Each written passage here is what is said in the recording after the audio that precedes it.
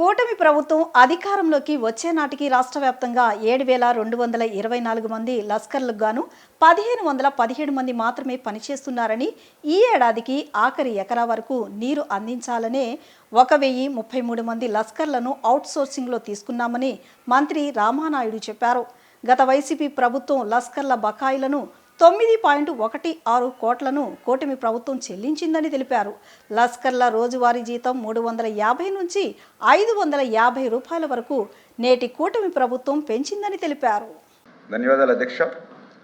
ఈరోజు ఆంధ్రప్రదేశ్ రాష్ట్రంలో ఉన్నటువంటి సాగునీటి వ్యవస్థను నిర్వహణ సమర్థవంతంగా నిర్వహించాలన్నా, అదేవిధంగా మరింత భూమిని సాగులోకి తీసుకురావాలన్నట్టు కూడా పర్టికులర్గా రెండు విషయాల్లో, ఒకటి సాగునీటి సంఘ వ్యవస్థను ఆధునీకరణ చేయడము, రెండవది ఏదైతే ఇక రిజర్వాయర్లో కానీ కాలువల్లో కానీ డ్రైన్స్లో కానీ పూడికి తీత పనులు చేయడం, అదేవిధంగా గొరబడెక్క వీడు వంటి మరి తొలగింపు పనులు చేయడం, అదేవిధంగా లాకులు షట్టర్స్ రోప్స్ వంటివి మరామతులతో పాటు గ్రీజ్ పెట్టుకుని మెయింటెనెన్స్ చేసుకోవడం, ఇవన్నీ కూడా చాలా అవసరం.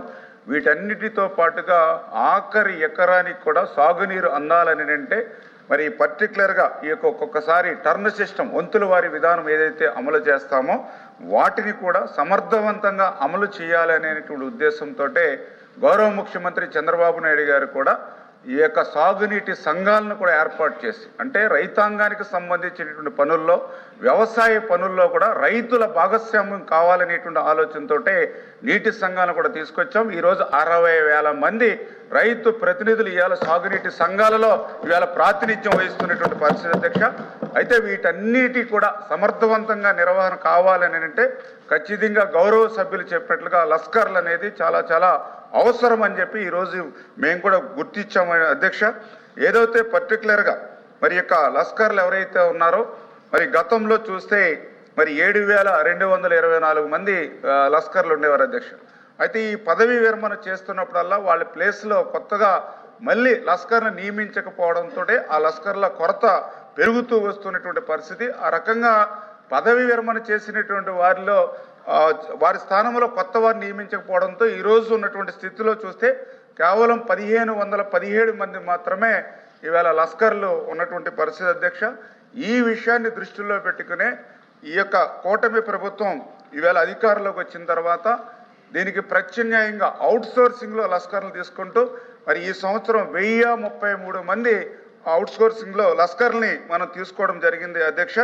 ఖచ్చితంగా ఈ యొక్క అవసరాన్ని గుర్తించి, ఎందుకంటే లస్కర్లు కనుక మనకు గ్రౌండ్ లెవెల్లో ఉన్నట్లయితే అనేకమైనటువంటి సమస్యలు పరిష్కారం, అంటే ఏదైతే కాలువలకు కానీ డ్రైన్లకు కానీ వర్షాల టైంలో తుఫాను టైంలో గండ్లు పడినటువంటి స్థితిలో వాటిని వెనువెంటనే పూడ్చి అధికారుల దృష్టికి తీసుకెళ్లడంలో కానీ, అదేవిధంగా ఆక్రమణలు ఎక్కడైతే గురవుతాయో వాటిని ప్రభుత్వం దృష్టికి తీసుకెళ్లడంలో కానీ, అదేవిధంగా ఫ్రీ ఫ్లో ఏదైతే కెనాల్ వాటర్ క్రింది స్థాయికి వెళ్ళేటువంటి విషయంలో కానీ, అదేవిధంగా లాకులు షట్టర్స్ ఇవన్నీ కూడా ఎత్తాలన్నా దించాలన్నా ఇవన్నీ కూడా లస్కర్లు ఇన్ టైంలో పనిచేయడం కానీ, అదేవిధంగా సిస్టమ్ సమర్థవంతంగా అమలు చేసేటువంటి విషయంలో కానీ, ఈ రీడింగ్ కూడా ఎక్కడికక్కడ ఎంత రీడింగ్ ఉంది అనేటువంటి తెలియజేసేటువంటి విషయంలో కానీ, ఇట్లా అనేక రకాలుగా లస్కర్ల యొక్క ఉపయోగాలు ఉన్నాయి. కాబట్టి ఈరోజు 1,033 అవుట్సోర్సింగ్లో మేము తీసుకోవడం జరిగింది అధ్యక్ష.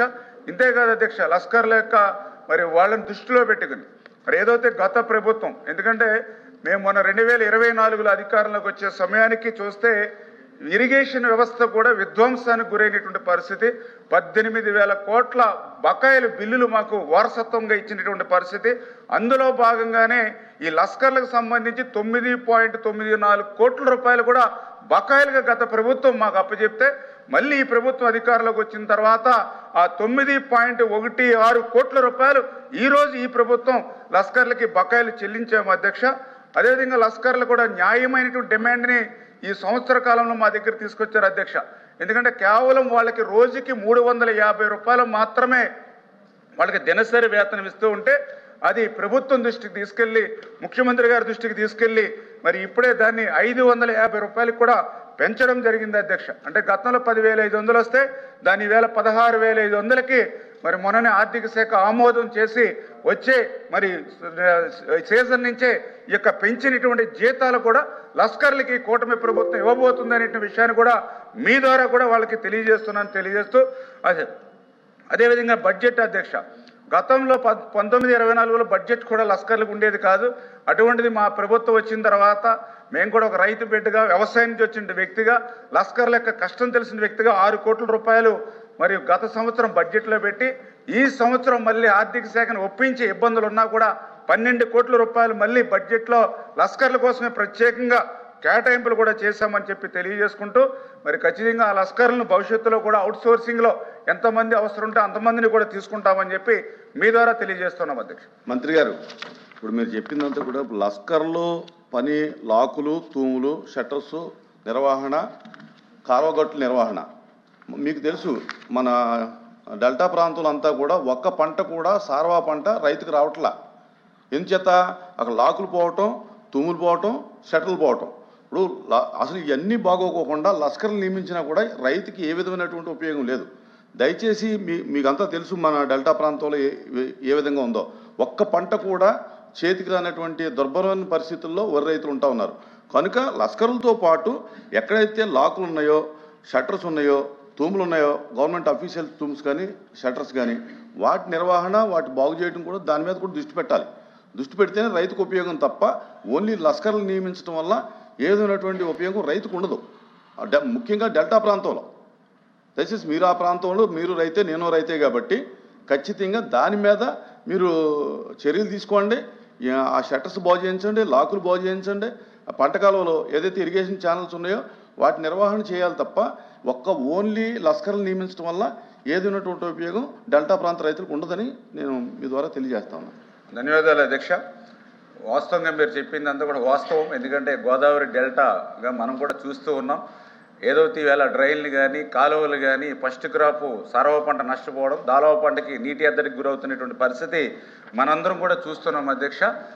ఎందుకంటే గతంలో 5 సంవత్సరాల పాలనలో, అంటే రాజకీయాల జోలికి పోను కానీ నేను రైతుగా నేను కూడా చూశాను. 1924లో ఓఎండం అంటే మీరు చెప్పినట్లుగా ఈ యొక్క కాలువల పనులు చేయాలంటే మెయింటెనెన్స్ పనులు ప్రతి సంవత్సరం చేస్తూ ఉండాలి.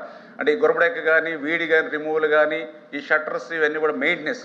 దురదృష్టవశాత్తు 5 సంవత్సరాల్లో అధ్యక్ష 200 కోట్ల రూపాయలు మాత్రమే ఓఎండంకు పెట్టారక్క 5 సంవత్సరాల్లో. కానీ ఈరోజు కూటమి ప్రభుత్వం వచ్చిన తర్వాత మీరు చెప్పినట్లుగా డెల్టాలో ఉన్నటువంటి పరిస్థితులను అవగాహన చేసుకుని ముఖ్యమంత్రి గారి దృష్టికి తీసుకెళ్లి మొదటి సంవత్సరంలోనే 794 కోట్ల రూపాయలు ఓఎండం కింద చేశాం అధ్యక్ష. అయితే మీరు చెప్పినట్లుగా 794 కోట్ల రూపాయలు పెట్టినా ఇక్కడ సమస్య తీరట్లా. దాన్ని దృష్టిలో పెట్టుకుని ఈవేళ అటు వెస్ట్ గోదావరి కానీ, ఇటు ఈస్ట్ గోదావరి కానీ, ఉభయ గోదావరి జిల్లాల యొక్క పరిస్థితిని దృష్టిలో పెట్టుకుని మొన్న ఏదైతే రైడార్ సర్వేకి 13.4 కోట్ల రూపాయలు పెట్టి రైడార్ సర్వే చేయించాం అధ్యక్ష. మొన్ననే 21వ తారీఖుతోటే 2 జిల్లాలు కూడా సర్వే పూర్తయింది. వాళ్ళు మార్చిలో కల్లా మాకు డిపిఆర్ తయారు చేసుకుని ఒక పర్మనెంట్గా, ఎందుకంటే ఆ రోజు 1990లో చెన్నారెడ్డి గారి సమయంలో ఒకసారి ప్రక్షాళన జరిగింది. మళ్ళీ ఆ విధంగా 2 జిల్లాలకు సంబంధించి డెల్టా ఆధునీకరణ జరగాలని చెప్పేసి ఒక పర్మనెంట్ ప్రోగ్రామ్గా తీసుకోవాలని ఆ రైడార్ సర్వేని కూడా చేశాం అధ్యక్ష. తప్పనిసరిగా మీరు చెప్పినట్లుగానే ముఖ్యమంత్రి గారి దృష్టిలో పెట్టుకుని ఆధునీకరణ పనులన్నీ కూడా చేపడతామని చెప్పి తెలియజేస్తున్నాం అధ్యక్ష. ఇరిగేషన్ 1 మినిట్ ఈయనయ్యా బాబు మాట్లాడుతూ ఉండు రమణ. ఇరిగేషన్ ఛానల్స్కి మంత్రి గారు చాలా చోట్ల మన ఏరియాలో అనఫీషియల్గా తుమ్ములు పెట్టేశారు. అనఫిషియల్గా గళ్ళు కొట్టేశారు, అనఫిషియల్గా తుమ్ములు పెట్టేశారు. ఆ పెట్టేయడం వల్ల అనఫిషియల్ తుమ్ములు పెట్టడం వల్ల కాల్కులేటెడ్ వాటర్ అంతా కూడా పైన ఉండిపోతుంది తప్ప కిందకి వెళ్తలా. కనుక అనఫిషియల్ తుమ్ములు ఏవైతే ఉన్నాయో, అనఫిషియల్ షట్టర్స్ ఏవైతే ఉన్నాయో వాటి మీద కూడా చర్యలు తీసుకుంటే కింద భూములకి నీళ్ళు వెళ్తుందండి. తప్పనిసరిగా సార్. ఇప్పుడు మా రైడర్ సర్వే చేసింది దానికోసం. ఇప్పుడు సోదరులు చెప్పినట్లుగా ఈ డెల్టాకు సంబంధించి ముఖద్వారం అంటే సముద్రాల్లో కలిసేటువంటి చోట కూడా ఉప్పులేరు దగ్గర కూడా ఫుల్ అయిపోయి కొల్లేరు ఇవన్నీ కూడా ముంపుకు గురవుతున్న పరిస్థితి అధ్యక్ష. ఈ లైడార్ సర్వేలో మొత్తం టోటల్గా ఎంత సిల్ట్ పేరుకుపోయింది, ఎక్కడెక్కడ లాకులు, ఎటువంటి పరిస్థితులు ఉన్నాయి మొత్తం టోటల్ రిపోర్ట్ వస్తుంది అధ్యక్ష. అది 2000 కోట్లైనా మీరు చెప్పినట్టుగా మన స్ట్రైట్ కట్ట దగ్గర, గొల్లపాలెం దగ్గర, అలాగే పడతడిగి దగ్గర ఉన్నటువంటి స్ట్రైట్ కట్టు కొత్త కాలువ కానీ దాని మొగలన్నీ పూడిపోవటం వల్ల గ్రామాలు మునిగిపోతున్నాయి. అక్కడ సముద్రం పూర్తిగా ఒక ఊరు చిన్నగొల్లపాలెం అనేటటువంటి ఊరు కూడా పూర్తిగా కనుమరుగయ్యేటువంటి పరిస్థితి ఉంది. అంచేత స్ట్రైట్ కట్ చేయాలి. ఆ రకంగా ఏదైతే మౌత్ ఉందో, సీ మౌత్ని అక్కడ ఉండేటువంటి సిల్ట్ అంతా కూడా తీయాలి. అదే సార్, ఇప్పుడు మీరు చెప్పినట్లుగానే అవన్నీ కూడా ఇప్పుడు మనకి రైడార్ సర్వేలో మొత్తం వస్తాయి అధ్యక్ష. నాకు తెలుసుంటే దగ్గర ఒక 2000 కోట్లు 2100 కోట్లు అవసరం అవుతుంది.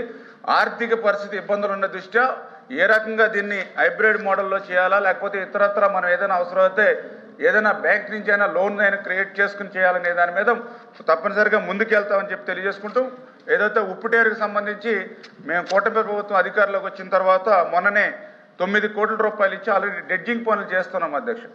అయితే 8 కోట్లు 9 కోట్లు కూడా గత 5 సంవత్సరాల పనులు పేరుకుపోవడం వల్ల అది 10% అవుతూ ఉంది. 100% పూర్తి కావాలంటే మన రైడర్ అధికారులు ఇచ్చినటువంటి మీకు సమాచారం ఏదైతే స్లిప్ ఇచ్చారో అది ఉప్పుటేరులో చేయటం వరకు ఓకే, కానీ ఉప్పుటేరులో పైన చేస్తున్నారు. నేను చెప్పేది ఏంటంటే కింద మౌత్లు ఏదైతే మౌత్ పుడిపోతే పైన ఎంత సీల్ తీసినా కూడా ఉపయోగం లేదు. మౌత్ క్లియర్ చేయాలి ముందు. అధ్యక్ష, తప్పనిసరిగా ఇరిగేషన్ వ్యవస్థ అనేది చాలా కీలకమైనటువంటిది. తప్పనిసరిగా వేరే ప్లాట్ఫామ్ మీద వచ్చినప్పుడు దీని మీద పూర్తిగా డిస్కషన్ చేయడానికి ఎప్పుడు కూడా మేము సిద్ధంగా ఉంటామని చెప్పి తెలియజేస్తూ, ఖచ్చితంగా మీరు చెప్పినట్టు సూచనలు కూడా మేము పాటిస్తామని చెప్పి మీ ద్వారా తెలియజేసుకుంటున్నాం అధ్యక్ష. Thank you.